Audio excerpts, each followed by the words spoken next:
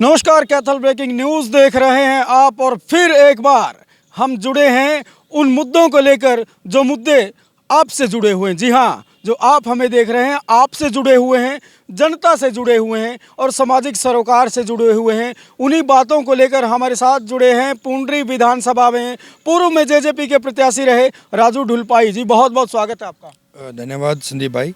मेरी तरफ से कैथल ब्रेकिंग न्यूज़ के सभी दर्शकों को मेरी हाथ जोड़ के नमस्कार और मेरी तो आपको भी शुभकामनाएं कि आपने इस चैनल को ज्वाइन किया और मैं उम्मीद करूंगा कि आप जनता के जनहित के मुद्दों को यूं ही निरंतर लोगों के सामने रखते रहेंगे। जी, लेकिन हम मुद्दे रखते रहेंगे, पूरे कब हो जाएंगे यही सवालिया निशान है। क्योंकि एक हफ्ता पहले आपसे बात हुई थी और आपने कहा था, और हम दर्शकों के जहन में भी डालना चाहते हैं, एक हफ्ते पहले बात हुई थी, जो 1 करोड़ रुपए की लाइटें लगाई जानी थी, सीधे तौर पर वही पूछते हैं कितनी लाइटें लग चुकी हैं?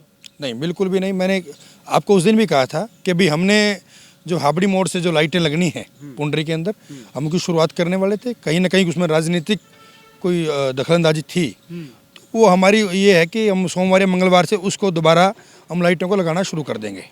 जी, तो यानी कि राजनीतिक दखलंदाजी अभी भी है। जब राजनीतिक दखलंदाजी इतनी है कि दुष्यंत चौटाला कहते हैं आप ये काम करिए, और वो कौन लोग हैं जो दुष्यंत चौटाला के काम को भी रुकवा देते हैं? देखिए संदीप भाई, ये चर्चा तो आने पिछले 6 महीने से चलो ही है। मैं अब इन चर्चाओं में नहीं जाना चाहता। सबको पता है कि कौन दखलंदाजी करता है, कौन नहीं करता है। मैं तो उन लोगों को कहूँ भगवान को सद्बुद्धि दे और हल्के के विकास कार्य में वो लोग अड़ंगा ना डाएँ। लेकिन अब हम इन चीज़ों से ऊपर उठकर, इन चीज़ों को हम दरकिनार कर कर कि कोई लेग पुलिंग वाली चीज़ों को छोड़कर अब हमारा प्रयास ये है कि हमने एक रोड मैप तैयार कर लिया है कि भाई जो काम सरकार की तरफ से आ रहे हैं हम उनको करवाने का प्रयास कर रहे हैं। और जो ये लाइटें हैं हाबड़ी मोड़ से, ये शायद मंगलवार या बुधवार को हम इनका काम शुरू करवा देंगे। आप इन बातों को दरकिनार करते जाएंगे, लेकिन जनता के जो काम हैं वो यूं ही ठंडे बस्ते में डलते जाएंगे। सफाई मशीन कितना काम कर रही है पुंडरी में?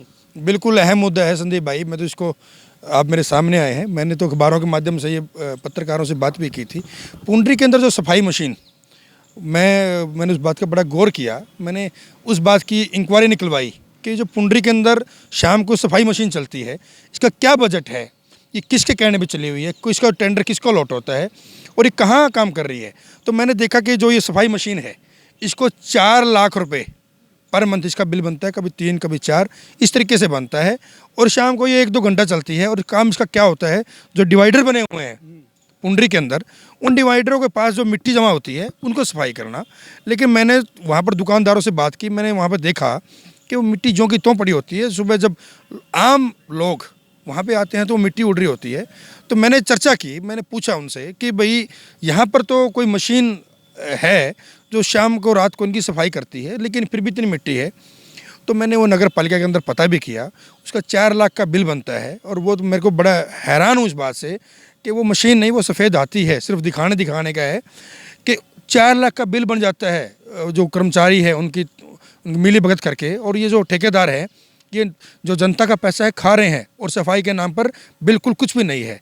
तो मैंने तो वो चिट्ठी मैंने लिखी दुष्यंत जी को, मैंने कि भाई जो ये यहाँ पर ये गलत काम हो रहे हैं, मैंने और उसके एवज में ये जो मेरे को पता लगा है कि अभी एक चिट्ठी आई है सरकार की तरफ से, इसको बंद किया जाए। मैंने उसके अंदर लिखा चिट्ठी के अंदर, जो हम 4 लाख रुपए जो ये मशीन है इसकी सफाई के लिए देते हैं, तो ये इसके बजाय अगर हम 10,000 रुपये में एक गरीब घर के बच्चे को, कर्मचारी को हम रोज़गार देंगे, तो ऐसे 10 बच्चे हैं जिनको रोज़गार मिलेगा और वो मेहनत भी करते हैं और वो दिन रात उस सफाई करने का प्रयास भी करेंगे। तो मैंने ये चिट्ठी लिखी थी और उसका मुझे अब पता भी चला है कि वो शायद सरकार की तरफ से चिट्ठी भी आई है कि इस मशीन को तुरंत बंद कर दिया जाए और ये जो सरकार का पैसा है इसको ख़राब किया जा रहा है, इसको बंद कर दिया जाए। और ये मैंने नगर पालिका में पता भी किया, तो पहले 6 महीने पहले भी चेयरमैन ने भी और एमसी लोगों ने भी चिट्ठी लिखी थी कि भाई ये काम करती नहीं है, इसको बंद किया जाए। लेकिन दोबारा फिर को राजनीतिक लोगों ने उस मशीन को, जो एक ठेकेदार है, मेरे को सुनने में आया है कि बड़ा इसके पूरे हरियाणा के ठेके इसके पास हैं और बड़ा मलाईदार आदमी है, ये कोई पैसे वैसे देकर ये ठेके लेकर आता है और सफाई के नाम पर बिल्कुल, ये यहाँ नहीं कैथल के अंदर भी है, सफाई के नाम पर बिल्कुल ही कोई सफाई नहीं हो रही है। तो मैंने ये चीज़ देखी, हमने अखबार में लगवाई भी है खबर, और ये मतलब दुखद है कि किस तरीके से लोग जो सरकार का पैसा है उसको किस तरीके से खाते हैं। और एक नया लेकिन बात घोटाले की तो आप करते हैं। पहले आप कोई से घोटाले को उठाते, सफाई घोटाला उठा रहे थे जिला परिषद का, उसके बाद वो फिर मामला पता नहीं कहाँ गया, क्या उसमें बड़ी कार्रवाई हुई, क्या नहीं हुई। दूसरा आपने उठाया आरोप तो आप लोगों पर भी है, नगर पालिका की चेयरमैन आपकी पार्टी की है। आप कहते हैं 4 लाख रुपए का बिल बनाया जा रहा है, लाखों रुपए में बिल बनता है। कहीं ना कहीं वो मलाई आपके हिस्से में नहीं आई, यही मलाल तो नहीं है? संदीप भाई, हमें तो मलाई की ज़रूरत ही नहीं है। अगर मलाई की ज़रूरत होती तो फिर हम 6 महीने से क्यों बोलते?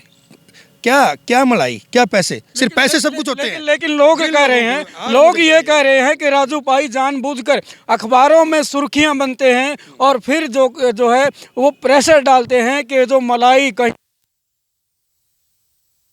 तो कौन आदमी है? आप मैं तो आपके सामने फिर कह रहा हूँ, मेरे सामने तो आए, आपके सामने इतने लोगों के सामने मैं 6 महीने से बोल रहा हूँ, क्या एक व्यक्ति भी सामने नहीं आएगा कि राजू भाई मलाई मांग रहा है?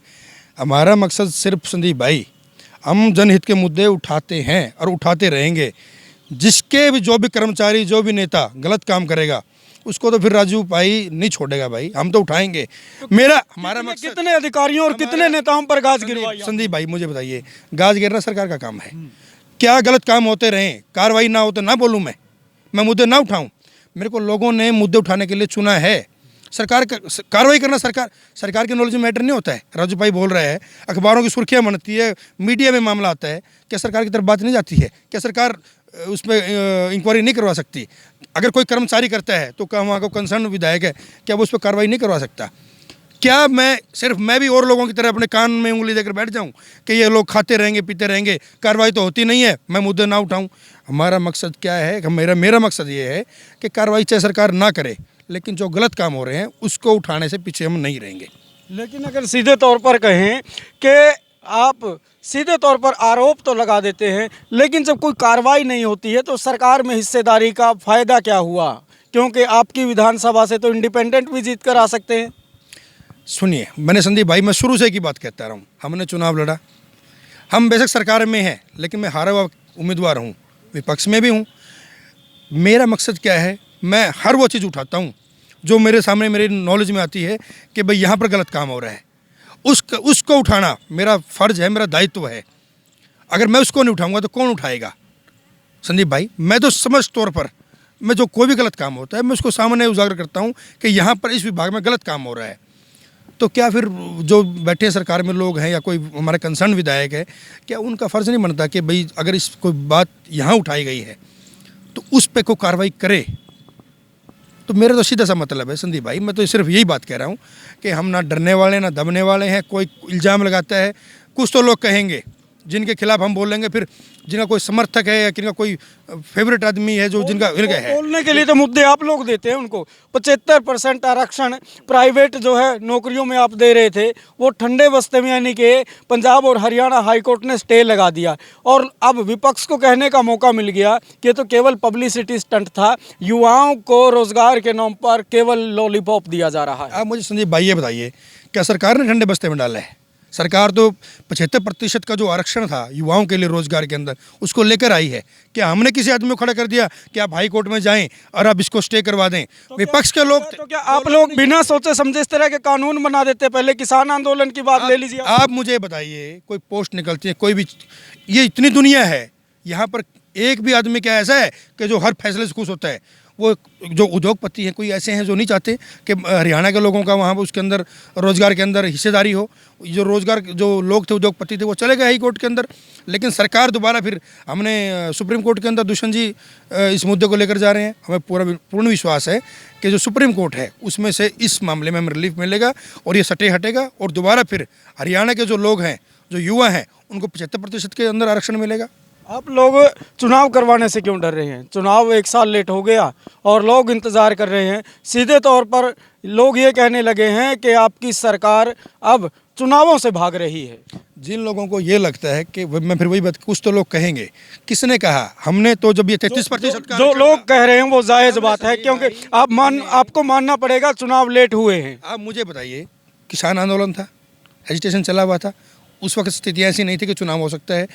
हमने महिलाओं को चुनाव के अंदर 50% की जो भागीदारी है वो देने का फैसला किया, उसके खिलाफ लोग कोर्ट में चले गए, अब वो हियरिंग कोर्ट के अंदर पेंडिंग है, तो कैसे चुनाव होंगे। हम चाह रहे हैं कि महिलाओं की भागीदारी ज़्यादा से ज़्यादा चुनाव के अंदर हो। दुष्यंत जी ने ये कानून पास किया कि 50% की जो महिलाओं की भागीदारी होगी, उसके खिलाफ लोग कोर्ट में चले गए, तो इसमें सरकार का बताइए कहाँ दोष है। अगर फैसला आज कोर्ट कह दे कि हाँ भी आप, कोर्ट एक तरफ फैसला कर दे, कह दे कि भी आप ये आपका जो कानून है ये नहीं है, आप पुराने आधार पर चुनाव कराएं, तो चुनाव सरकार करवाने के लिए तैयार है। तो लेकिन अगर बात करें, आप लोग हर बार यही कहते हैं कि हमारी सरकार पारदर्शी सरकार है, फिर भी इतने बड़े बड़े घोटाले आप ही उजागर कर रहे हैं, तो कैसे पारदर्शी है, कहाँ पारदर्शिता है और किस आधार पे आपको लोग वोट देंगे। नगर पालिका चुनाव भी आने वाले हैं, पंचायत के चुनाव भी आने वाले हैं, किस आधार पर आपको वोट देंगे लोग। मुझे फिर संदीप भाई, मैं फिर वही बात कह रहा हूँ, हर समय एक ही बात कहता आया हूँ, मैं आज भी वही बात कह रहा हूँ, कभी भी सरकार ये नहीं कहती कि आप घोटाले करें। घोटाले कौन लोग करते हैं, हम जैसे लोग करते हैं, जो यहाँ जिनको पैसों की ज़्यादा लालच होती है वो करते हैं। कब सरकार कहती है कि आप ये लीजिए पैसे पकड़िए और इन पैसों को जनहित में लगाने के बजाय आप अपने घर भर लीजिए, तो फिर कब कहते हैं। इसके लिए जिम्मेवार हम जैसे लोग हैं, जो सरकार के पैसे को जो आता है यूटिलाइज करने के लिए, वो जनता के बीच में ना लगाकर और अपने पर्सनल फ़ायदे के लिए लगाते हैं। तो इसमें सरकार का कोई दोष नहीं होता है। और इसमें निश्चित तौर पर जितनी भी कार्रवाई हो रही है, जो कोई विजिलेंस कार्रवाई करती है, कुछ भी करती है, जो गलत आदमी होता है सरकार उसको नहीं पकड़ती है क्या? आप मुझे बताइए ये बात। पकड़ती है, लेकिन अब पुंडरी विधानसभा की बात कह लीजिए, क्या आपके जहन में कुछ ऐसा है कि या फिर आप कुछ बड़ा करना चाहेंगे जिससे जनता का फ़ायदा हो। आप मुद्दे उठाते हैं, अच्छी बात है, आप जनता के बीच रहते हैं, अच्छी बात है, लेकिन जो धरातल की सच्चाई है वो करने से पता चलेगी।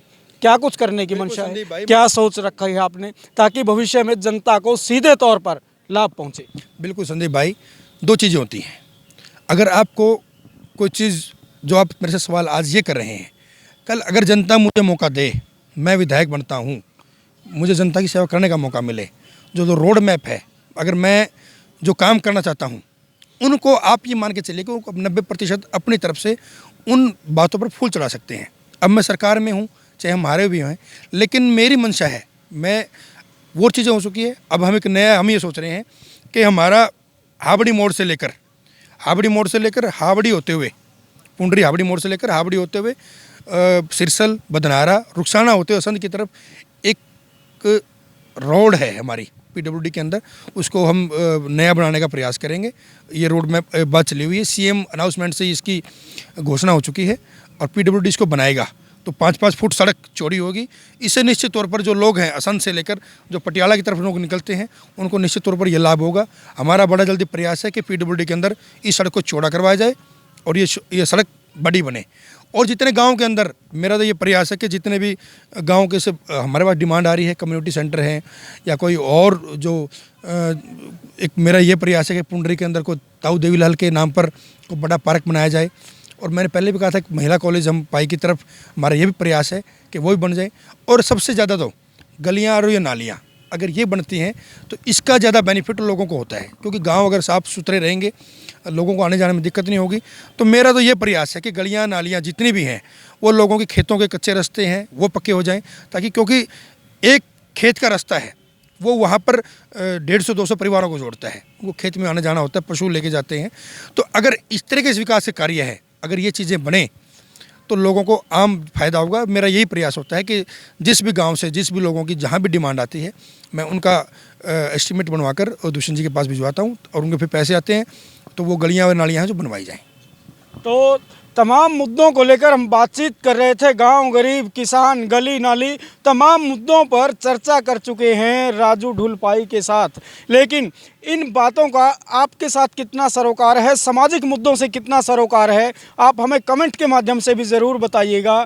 और जिस तरह आप एक जागरूक जनता का भी फ़र्ज़ निभाइएगा। आपके जहन में भी अगर कोई समस्या है तो आप सीधे तौर पर सवाल कर सकते हैं राजू ढुलपाई से, या फिर आप हमारे पास भी भेज सकते हैं। पुंडरी की कोई समस्या हो वो हम प्रमुखता से दिखाएंगे, क्योंकि हमारा सीधा और साफ मतलब है, हम दिखाते हैं जनता से जुड़े हुए मुद्दे। और आप देख रहे हैं संदीप कुमार की विशेष रिपोर्ट।